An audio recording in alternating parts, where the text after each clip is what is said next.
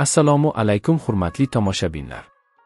Siz hech tush ko'rganmisizki, unda onangiz yiglayapti yoki siz uning oldida yiglayapsiz?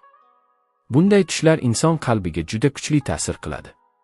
Uyg'onganingizdan keyin ham bu holat sizni oylantirib qo'yadi. Xo'sh, tushda ona yiglayotganini ko'rish nimani anglatadi? Islomiy tush ta'birlariga ko'ra, ona bu mehr, himoya va rahm-shafqat ramzi hisoblanadi. Tushda ona bilan bog'liq har qanday holat insonning ichki dunyosi bilan bevosita bog'liq bo'ladi. Mashhur olim Ibn Sirin aytganidek, tushlar ko'pincha insonning qalbidagi yashirin his-tuyg'ularni ochib beradi.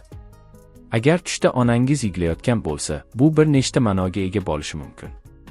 Eng avvalo, bu sizning ichingizda ayb hissi borligini bildirishi mumkin. Balki siz onangizga yetarlicha e'tibor bermayapsiz yoki qalbingizda unga nisbatan qarzdorlik hissi bor. Agar ona sokin va asta yiglasa, bu ko'pincha sog'inch yoki mehr yetishmasligini bildiradi.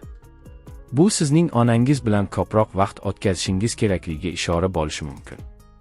Agar ona baland ovozda yiglasa yoki iztirob bilan bo'lsa, bu ogohlantiruvchi belgi bo'lishi mumkin. Bu sizning hayotingizda muammo yoki sinov yaqinlashayotganidan darak beradi.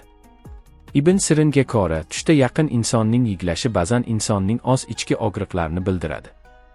Ya'ni aslida yiglayotgan, bu sizning qalbingiz. Agar tushda siz onangizni tinchlantirsangiz, bu yaxshi belgidir. Bu siz muammolarni yengishga qodir ekaningizni bildiradi. Siz yaqinlaringizga tayanch bo'la olasiz. Agar siz onangiz oldida yiglayotgan bo'lsangiz, bu sizning ichingizdagi og'irlikni chiqarish istagini anglatadi. Sizga mehr, qo'llab-quvvatlash va tushunish kerak. Agar tushda onangiz sizdan yuz o'girsa yoki sizdan uzoqlashsa, bu sizning ichingizdagi qo'rquvni bildiradi. Yo'qotishdan qo'rqish, yolg'izlik hissi yoki mehrga ehtiyoj. Ba'zi hollarda bu tush sizga oddiy bir eslatma ham bo'lishi mumkin. Onangizga qo'ng'iroq qiling, holidan xabar oling, mehr ko'rsating. Chunki hayotda eng qadrli insonlardan biri bu onadir. Shuni unutmaslik kerakki, tushlar bizga faqat qo'rquv berish uchun emas, balki to'g'ri yo'l ko'rsatish uchun ham keladi. Agar siz tez-tez shunday tush ko'rsangiz, bu sizning qalbingiz sizga signal berayotganini anglatadi. Aziz do'stlar, tushda ona yiglayotganini ko'rish, bu ko'pincha mehr, sog'inch va ichki his-tuyg'ular bilan bog'liq bo'ladi. Bunday tushlardan qo'rqmang, balki ularni tushunishga harakat qiling. Agar siz ham shunday tush ko'rgan bo'lsangiz, kommentariyada yozing.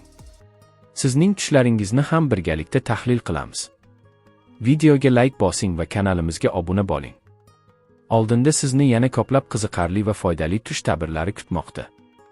Assalomu alaykum va rahmat.